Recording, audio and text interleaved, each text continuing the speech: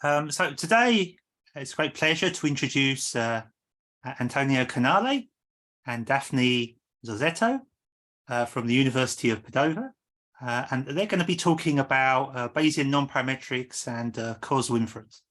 So I'm going to hand over to Antonio. Thank you, Jim.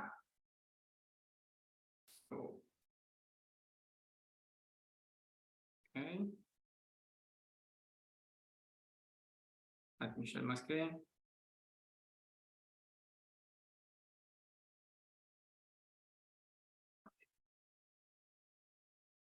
Okay. So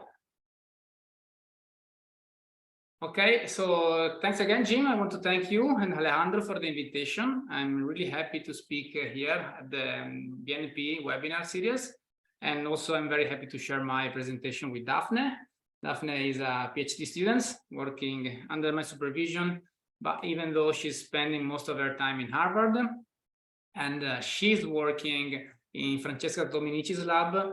So we will use a lot of the data that Francesca Dominici has provided us. So a first thing to say about the talk today, which is dependent nonparametric priors for causal inference problems, is that I'm pretty new to causal inference. So I've been more a BNP, like nonparametric mixture guy in the last 10 years or so. I work mainly on methods, some theory, some application, some computation. And so to me, the causal inference world is new. So I'm happy to have this talk here in the BNP, let's say, section. And I hope to get some feedback and question at the end. Basically, this project started as Daphne's PhD project. And Daphne, again, is spending most of the time in Harvard, and she's working on problems motivated by environmental health, problems that needs causal inference.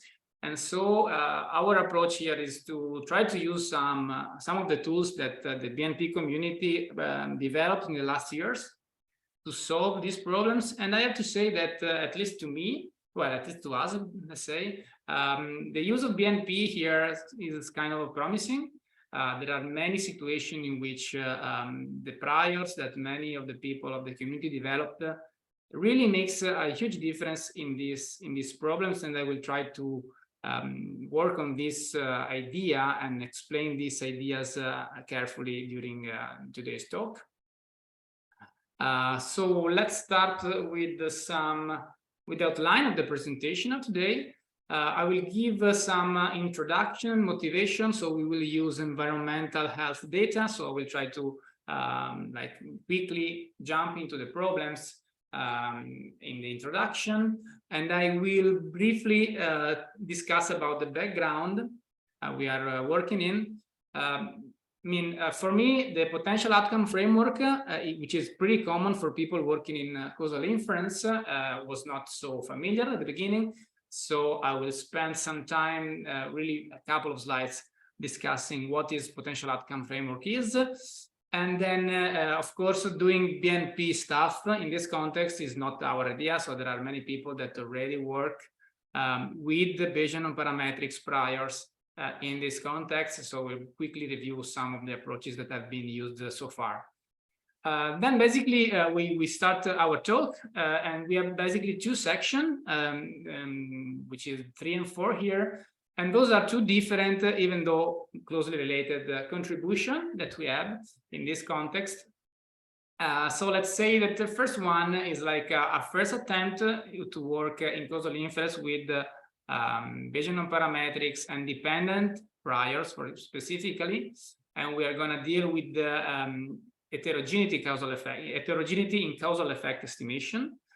We will start from, let's say, a pretty simple setting and try to see if the dependent nonparametric prior makes a difference here. And let's say that our idea is that yes, they are kind of useful in this context. And then I will leave the floor to Daphne. So let's say that this section 3 here is already a paper that we submitted. We are working on the revision. if the referees is over there, we are working hard on the revision, and we hopefully submit a revision in the next few weeks. While the second one, which is related to principal stratification, which is another common,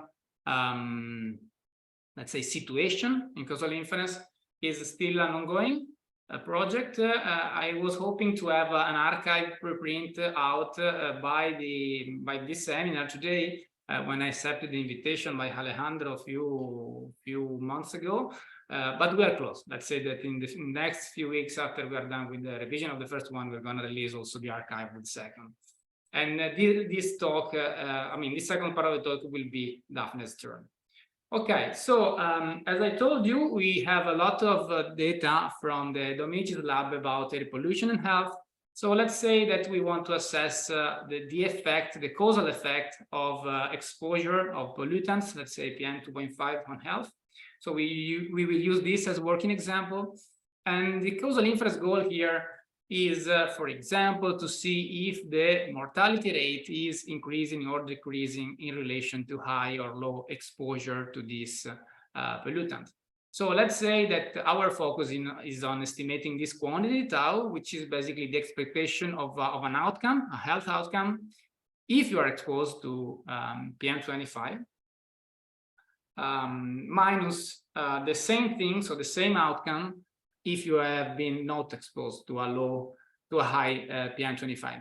And this like dichotomous situation, which is something that we don't observe in practice, because in practice you have been exposed or not, is denoted in this setting, the causal incidence settings, with this 1 and this 0. So 1 is if the outcome have been exposed to the treatment or the exposure, let's say, y0 if it is not.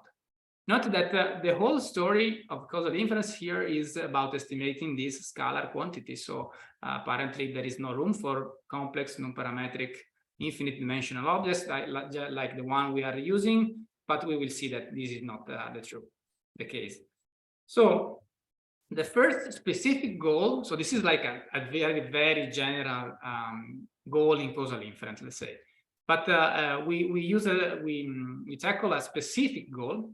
And the first one, which is the first part of the talk, is related to assessing the causal effect, but in different groups of people. So is this causal effect different in different groups of people? And can we characterize this group of peoples? So can we have heterogeneity in this causal effect? And we will try to answer to this question in the first part of the talk. The second part of the talk, which is going to be Daphne's turn, is somehow related to the extension of this idea of heterogeneity. And is this heterogeneity affecting the causal relation in a more complex situation? So in more complex, when we have more complex situation, more variables. And we will discuss this later on. So this is broadly the topic of today. But some background, of course, I will be probably, I will be short for sure, and there will be probably something not 100% correct, but forgive me in this case. So the main point that you have to understand when you work with causal inference is this potential outcome framework, in which basically you have a bunch of subjects, a bunch of units. You have confounders, which we are also calling them covariates in statistics. And we have this specific variable that we measure that is a treatment, for example, in clinical studies, or is an exposure in observational studies. And this is what we typically have. So like a binary variable, which is an exposure to, let's say, PM 2.5. And then we have an outcome. Here we have an health outcome. And of course, we want to assess how this arrow looks like. So is the treatment, the exposure, let's say, affecting the outcome somehow? And we want to answer yes or no, and how also. Of course, the distribution of Y depends also on the confounders, and the confounders themselves are somehow related to the exposure, because of course, being exposed or not to a given, like pollutants here, depends on features that you may have, like, for example, where do you live? how the neighborhood looks like, which are your characteristics. So the main point about the potential outcome framework is that you may observe Y, an outcome, if you are not exposed, or you may observe a different Y if you are exposed. But in practice, you see just one of them. You don't know which one. Well, you know which one, but you don't know what would have been your outcome in the other situation. Okay, so this is typical in causal inference, and assessing this relation in this context is something that you want to deal with if you want to do causal inference. So we will start with this first simple setting, and so studying heterogeneity in the distribution of Y in this situation.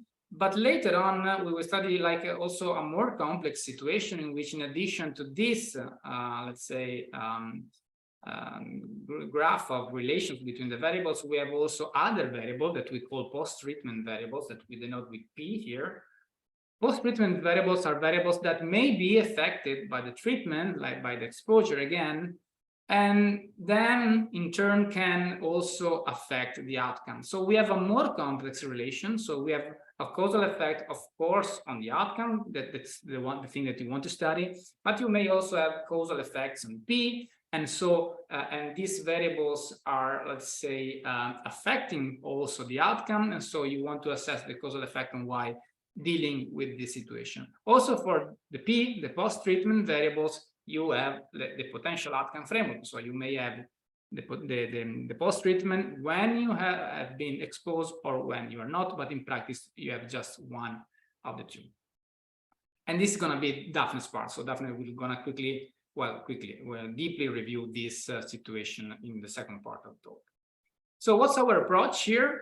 Our approach is to use the Bayesian paradigm. Of course, we don't have to convince anybody in the audience here that the Bayesian paradigm is good here. But I would say that Bayesian paradigm is also very convenient in this missing potential outcome framework, because it's very straightforward to impute the missing outcome. Because imagine to have an MCMC for posterior computation, you also have a predictive distribution for the missing outcome, and so the imputation is pretty straightforward. So assessing causal inference in a Bayesian way is not only elegant, but is also very pragmatical, I would say. So we'll go Bayesian for this, and we have to go also nonparametric because we want to do that. And of course, again, I don't have to convince anybody in the audience that it is a good idea. But let's say that in addition to the usual motivation that we have to go non-parametric, we are more flexible, we have a larger support prior and whatever we want, we will see that the clustering that naturally arises from non-parametric mixture allows us to assess and to, let's say, characterize this heterogeneity that I was talking about. So finding and discovering groups of units lead us to assess the heterogeneity in causal effect.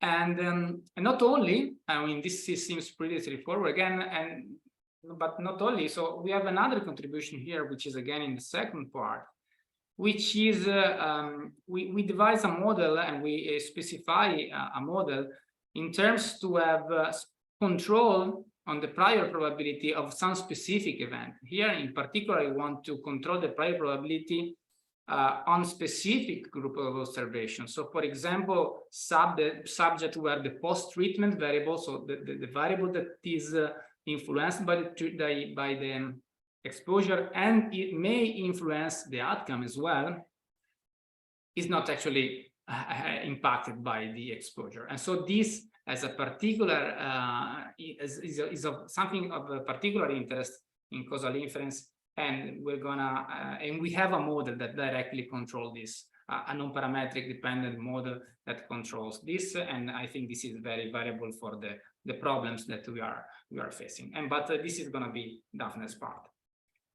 So again, good, smart idea to use BNP in causal inference, but of course, this is not something that we invented. There are many things that have been done. There is a review of Bayesian parametric approaches in causal inference by Antonio Linero and Gioia Antonelli, which has been recently published. And there are many other approaches. So the BART approach for regression is very fancy, I would say, in causal inference. It's becoming to be widely used. So BART are very flexible models. We all know that, and they have they've been extensively used in causal inference in the last 10 years, but specifically in the last few years, I would say. In terms of mixture, let's say, which is something which I'm more close to, we have first contribution by Scott Schwartz, Fabrizio Mealli, and Fenley. But there are many other contributions of BNP mixtures, also in the context of mediation analysis, which is another situation we are not dealing with our approaches. And there is also a paper which basically extend an enriched DP mixture by Roy and others. And we are much in line with this contribution in the sense that we are modifying and tailored specific priors that have been devised like in a general context, but in the context of causal inference. So going back to the meat of the talk, I hope I'm not too late with this. Let's talk about heterogeneous causal effect estimation, which is our first contribution. So we take data from the Medicare program, which is a program for public health in the United States. This is Texas state, and we have like the exposure of the pollutant in this map. What we want to assess is the effect of this PM2.5 on health, on the mortality rate specifically. And we know that each of these each point in this map, these maps is associated to zip codes. So we have one unit for each zip code is associated with different population and population with different characteristics, socioeconomic characteristics, but also the environmental characteristics. For example, the temperature, the amount of rain, which is somehow related also to health, maybe. Okay, so there are different characteristics, different confounders in each zip code, and we want to estimate the causal effect of PM2.5 on health. Of course, we can deal with like the individual treatment effect. So I will give this definition. I'm giving this definition now of this tau I, which is basically the difference between the two potential outcomes for the generic subject I, let's say this whole lady here. So we have a specific individual treatment effect for single lady, but we have like a population level treatment effect. We want something in between, because maybe we want to classify subjects with similar characteristics in terms of covariance profile, but mainly different causal effects. So maybe we see that this group of old ladies share some characteristics in terms of covariance profile, confounder, let's say, but also they have the same or a very similar effect on the outcome. And our idea is to try to cluster this individual treatment effect and arrive to a notion of group average treatment effect. So GATE, I will call this later, which is the tool that we're going to use to assess heterogeneity in this population. Okay, so in each causal inference talk that I heard, or each causal inference paper that I read, there are a lot of assumptions. So assumptions, I think, are really crucial in order to say something from the causal point of view. So we haven't worked too much, and there is a huge literature in working with this assumption, in making those assumptions more mild and like extend things. We are not fixing our attention on this, and we use pretty much standard a set of assumptions in this context. So forgive me, but I will go very quick about this. This is our pretty standard in the settings that we are assessing right now. And let me focus on what we are going to estimate. So let me give a name to the different estimates we want to estimate, and note that each of them is somehow a scalar quantity. Okay, so the individual treatment effect, again, is the difference between the two potential outcome. So we have an I, so for each subject, we have one of these. Then we have a global measure, which is the average treatment effect of the whole population here. And then we have what is called CATE, C-A-T-E, which is like a conditional average treatment effect. So it's a treatment effect that depends on X. Okay, this, let's say that this is like a general concept. So the individual treatment effect is a special case of this conditional average treatment effect. So it is conditioning on a specific set of values that is just unique. And so you have a single I. And we want to group the tau I, so have a clustering of this individual treatment effect, and so having something which is still conditioned on the covariates, so is taking into consideration the value of the covariates, so it's similar to the conditional average treatment effect, but is related to the groups. And I will be more precise of what is this gate and how we estimate this gate later on. Note that we are trying to do this. So what is done for CATE sometimes is to specify a set of values for the covariates and assess the effect, fixing those values a priori, while our idea is to have a totally model-based approach, totally data-driven approach, in which the data and the models inform us on which is the best clustering and how we assess the causal effect in that cluster.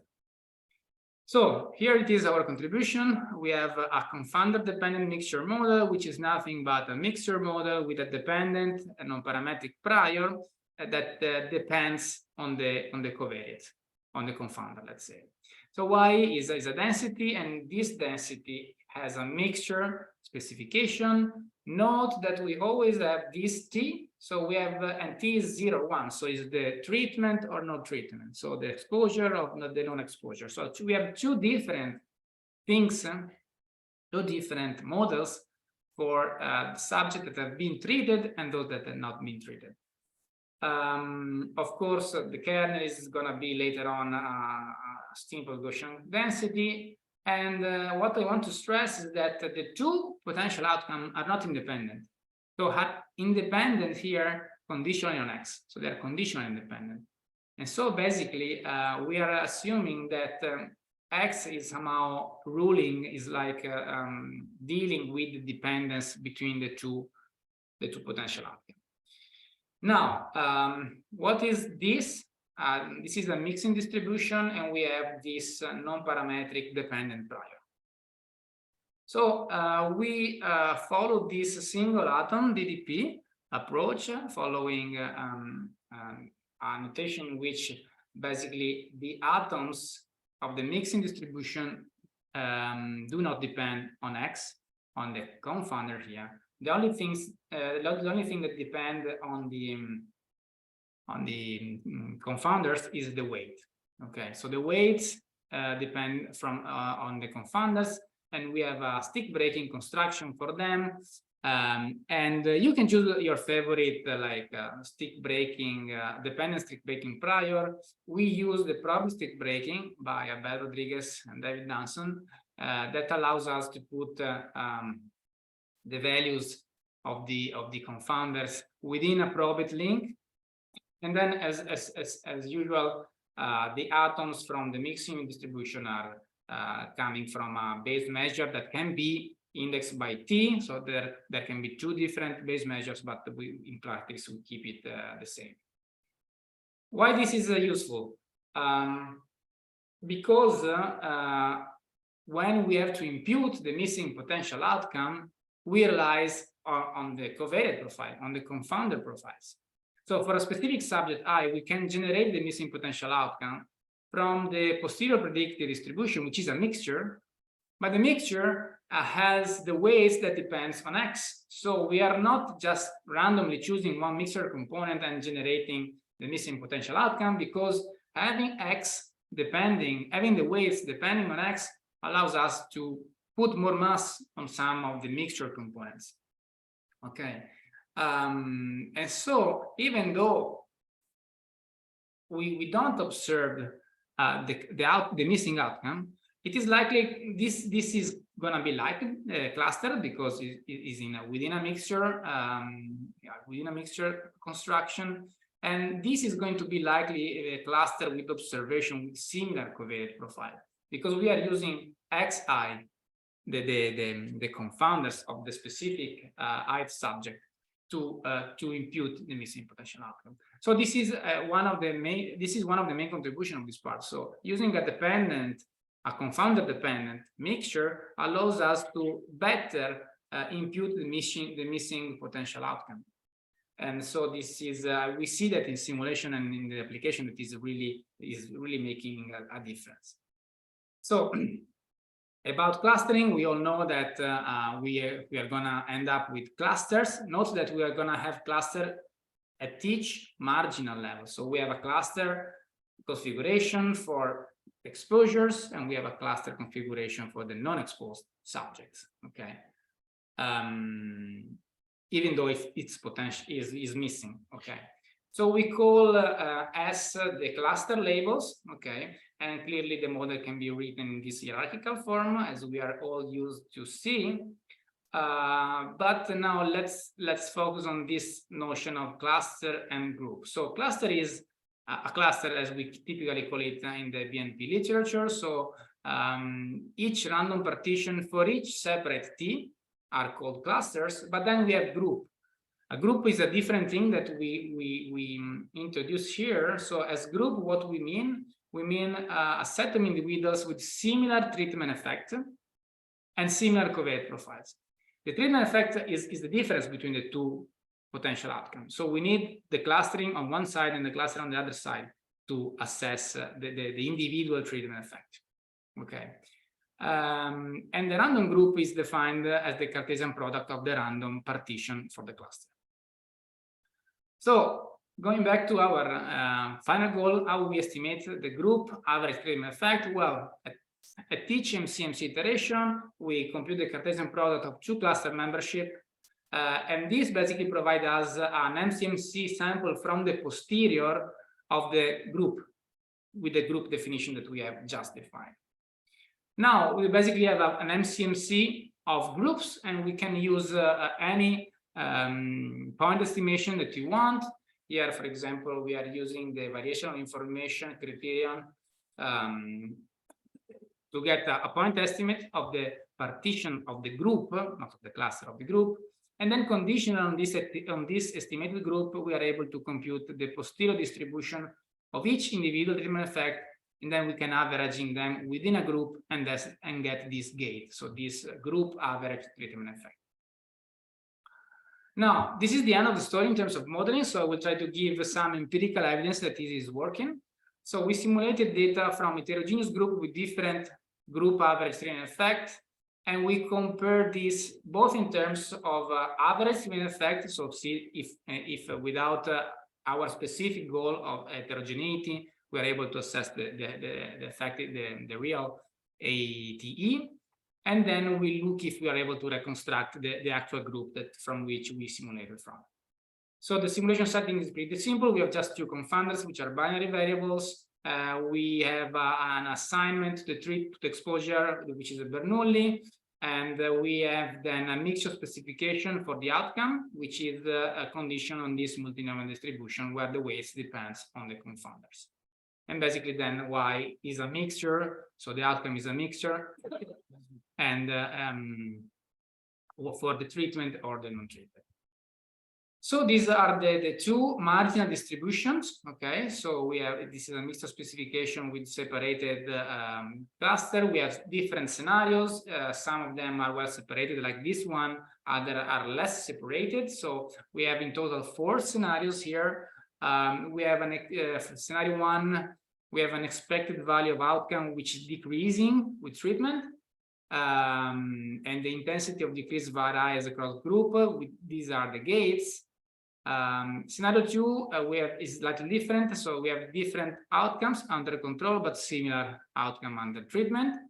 And then we have basically scenario 3 and 4, which are more complicated cases than the previous 2.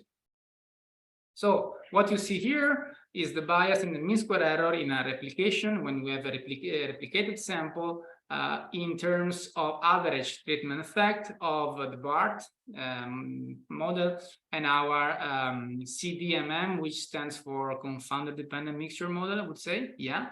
So this one is our method. And as you can see, we are basically doing as good as the BART, which seems the state of the art. This is just in terms of average treatment effect. What we can do is also studying the group treatment effect. And as you can see, we have the posterior distribution here of the group conditional average treatment effect with the box plots and the true values from which we simulated that are the dashed lines. And as you can see, we are doing a pretty good job here. Now, how much time do I have, Jim? Do we have? Well, I mean, like another 20 minutes. Okay, sounds good. So I'm gonna be quick here and leave the floor to Daphne. So here we have a application to the Texas data that I showed you, and we have different confounders, both in terms of census variables and meteorological variable. This is the exposure on the left, and the Y, the outcome on the right. And what we get is these 7 separated groups in which we have different conditional average treatment effect, group average treatment effect, let's say. 3 of them are negative, 4 of them are positive, and we also clearly have the size of these groups. The groups also have different covariance profiles. So here you have like a spider plot, or how you like to call it, about the average covariance profile in gray and the different covariance profiles of each zip code in 6 of the 7 groups. The 7 is out just for displaying it, let's say. And as you can see, the groups are different both in terms of group average treatment effect and in terms of covariance profile. Okay, that's it. That's it for me. And then the second part, which is related to principal stratification, is going to be Daphne's turn. Yeah. Hi, everyone. I hope you can see my screen. Can you? Yes. Perfect. Okay, so yeah, I will continue Antonio talk speaking about principal stratification. That is our second project. And in particular, I want to present the model, but in particular explain how we define it and why we define it, because we have some causal inference goals that are estimated according with the principal stratification framework. So just to remind that in the previous project, we had this variable, so the confounder, the treatment, and the outcome, while now we have one more element, that is the post-treatment variable. So a variable that changes according with the treatment, but also that can have an effect on the outcome. So as for the outcome, the post-treatment has 2 potential post-treatment variable. So P0 when we have the treatment equal to 1. Sorry, there is a type. And the second post-treatment variable P1 when the treatment is equal to 1. So for the treated and the control group. And adding this variable, we have that the effect of the treatment on the outcome now is divided in the direct effect. So the effect of the treatment that is direct on the outcome, and the indirect effect. So the effect of the treatment on the outcome that is also impact of the post-treatment, and the post-treatment variable has an effect on the outcome. So as before, we need assumption, because if we want to study the causality, we need causal assumption, because without them, we are just studying the association between the variable. Only with this type of assumption we can estimate, identify the estimate, the causal estimate. So in this case, we have assumption for the indirect effect, but we also have assumption for the direct effect. I won't spend too much time explaining all the assumption. I want just to emphasize the fact that we need them, because without them, we cannot define the causal effect. And in particular, now that we are in the principal stratification framework, we care about direct effect and indirect effect. So in particular, we have the principal strata direct effect.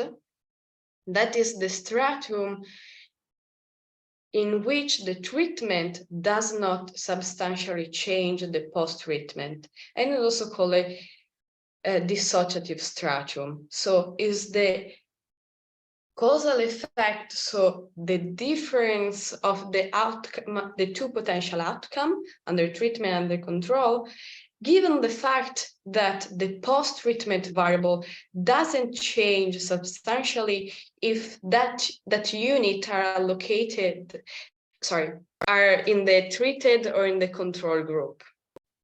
While the second causal effect, that is the principal strata indirect effect, is the stratum in which the treatment does substantially affect the post-treatment variable, and it is also called associative strata. And so here we want to know the causal effect on the outcome, again, given the fact that the post-treatment variable change according with different level of the treatment. So in particular, we think always about a population is like if you want to study the causal effect for different group that now we call it strata. I mean, this principal stratification framework we are calling strata, but they are quite similar, we can say, as the groups that Antonio explained previously. But now we have that these three strata depend on the post-treatment variable, while before, I mean, the previous project, that group depend on the outcome. So in particular, we have a stratum where that is this one, where that unit, in that unit with the post-treatment variable doesn't change if we have different levels of the treatment, while in this stratum we have the unit that have a post-treatment variable under treatment that is bigger than the post-treatment variable under control. And in a similar way, but like in the opposite, we have the strata that is called associative negative strata, where we have the unit where the post-treatment variable under treatment is smaller than the one under control. So given this, I mean, this context and this goal that is to, identify and estimate the causal effect given the different strata, we try to, we propose this model. And in particular, we are focused on define a model that can flexibly impute the missing post-treatment variable, but also identify the strata. That is the nonparametric mixer model. And then anyway, we have also a model for the outcome, but for now we are just using a simple model because for now it's not our focus. So we want to emphasize anyway the model for the post-treatment variable.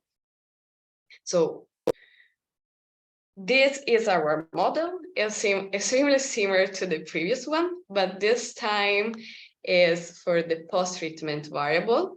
And again, we have to assume that the distribution for the two potential post-treatment variable are independent, giving the coverage.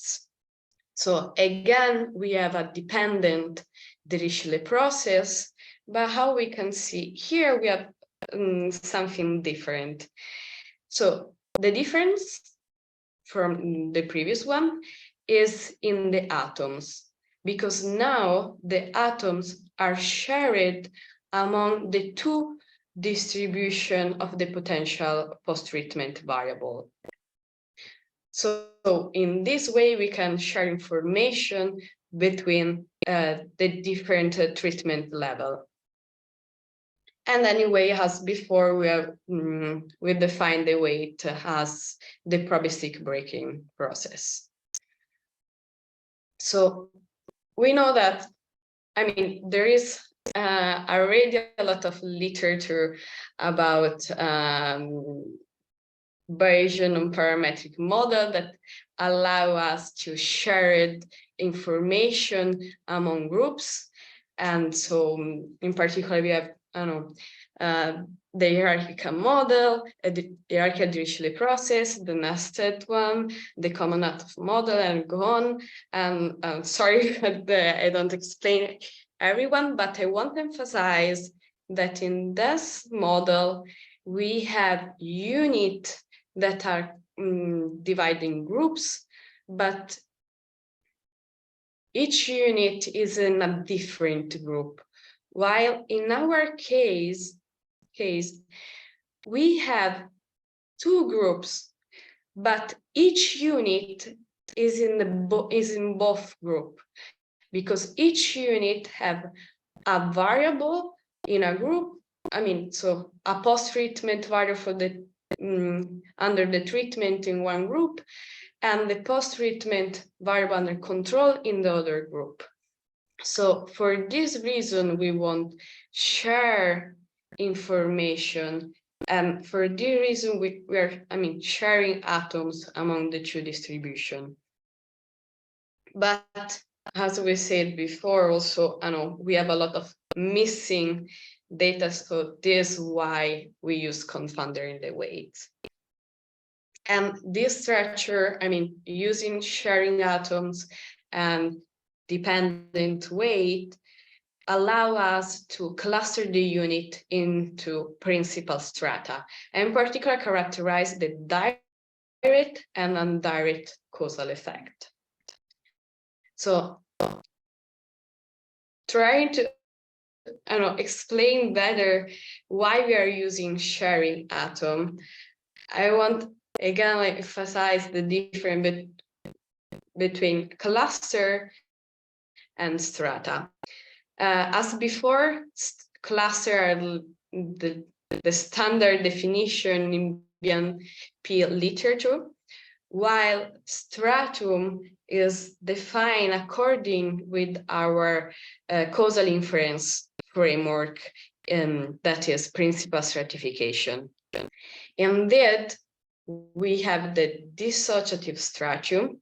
So according with our model, we define that the dissociative stratum is the set of unit where that unit have that the two potential post-treatment variables are located in the same cluster, while the associative stratum is the set of individual where this individual have the two potential post-treatment variables that are located in different cluster. Try to simplify the idea. If we think like this, the single interaction in a MC, is easy to think like a single unit that have these two potential post-treatment variable.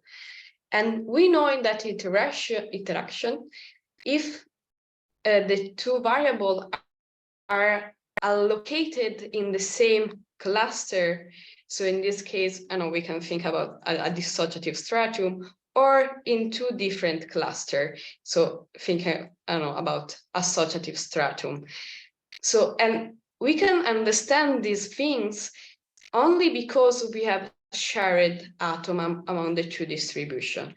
Of course, the definition of dissociative and associative stratum, we will know at the end. So doing the partition, the point estimate of the partition, not just the single interaction, is just to, I don't know, try to explain the idea. So yeah, I will try to explain how to work this model with a simulation study.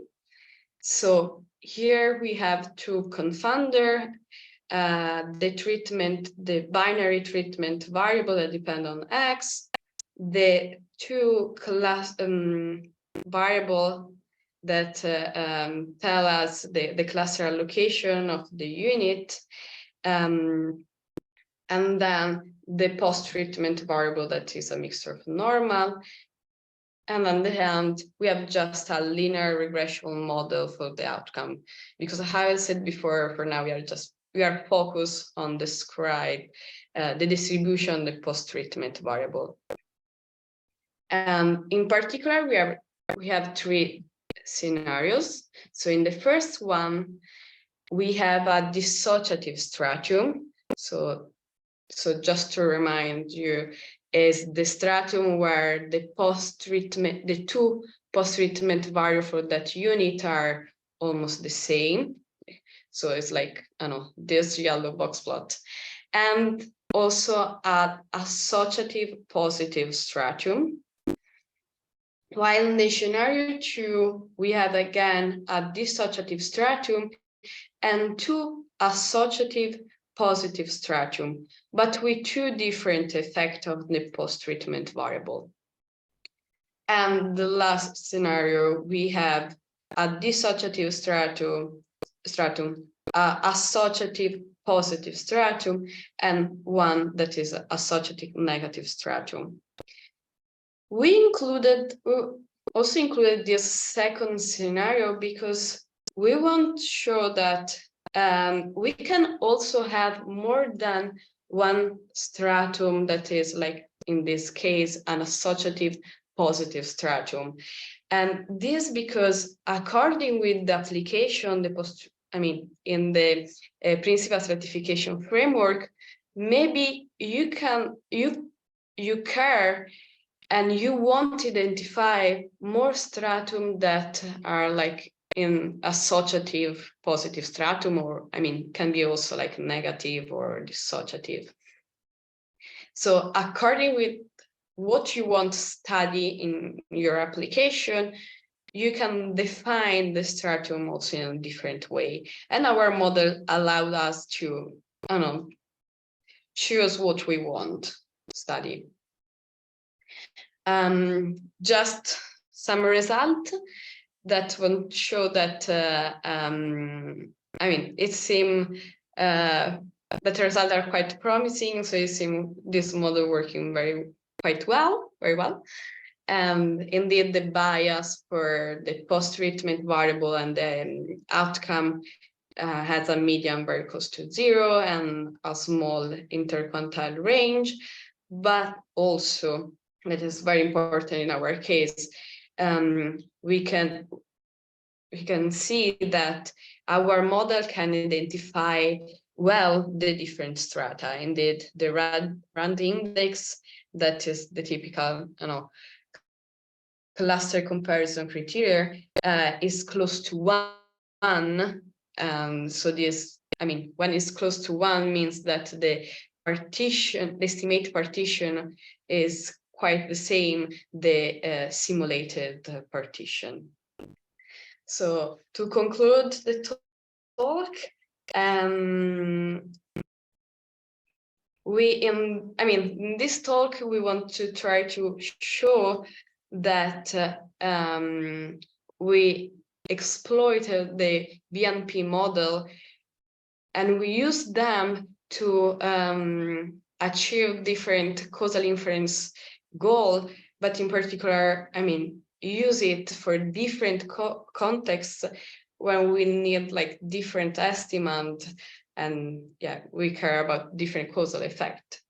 And in particular, we show that we can identify heterogeneous treatment effect, but also, I mean, the first project, we can identify the groups that help us to characterize the different group average treatment effect, while in the second project, we identified that strata for the principal stratification framework.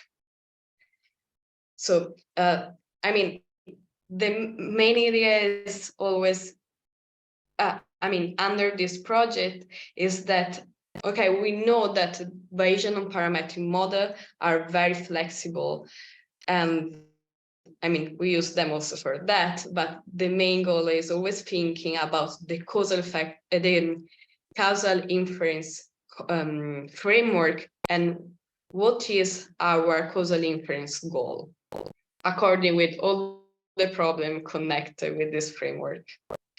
So we want to thanks a lot our colleagues and collaborators that help us a lot to understand all these causal inference frameworks. That I mean, thanks to Falco, Bargalli Stoffi, Fabrizio Mealli, and Francesca Dominici, and also thanks to everyone that attends to this talk. So yeah, some reference, and that are reference for the two projects. I mean, the first one is already in archive, while the second one, how Tony said, it will be in archive soon. Thank you, Daphne and Antonio. So are there any questions? So maybe I'll just kick things off. So I guess in these types of problems, the uncertainty quantification about the 8 and the CATE and things like that are important. So have you compared how your model, you know, the kind of standard errors or, you know, credible intervals for your model compared to BART and things like that? Maybe definitely you have more details, but the plots that we show are basically like frequentist mean square error, frequentist variance. So like getting a point estimation and then doing it in a replicated sample, and then that's why where we show like a comparable performance with the BART and like a unique performance in terms of estimating the group effect. In terms of single uncertainty, I'm not sure. I mean, in the second one, since we're somehow having this, we're putting some positive probability to have like two observation being in the same cluster for both outcome, and so we have positive probability of a zero effect. Having this prior information may lead to better to have a less uncertainty because we are putting this as a prior. I'm not sure about the first project in terms of uncertainty. Daphne, do you have any insight on that? I don't know comparing with BART, but I have to think about it. I think yeah, maybe we can, like, from the posteriors know also the uncertainty. I don't know, Antonio. No, we haven't compared exactly on that. Also, because yeah, I don't know. Okay, well, yeah, thanks. Do we have any other questions from the audience?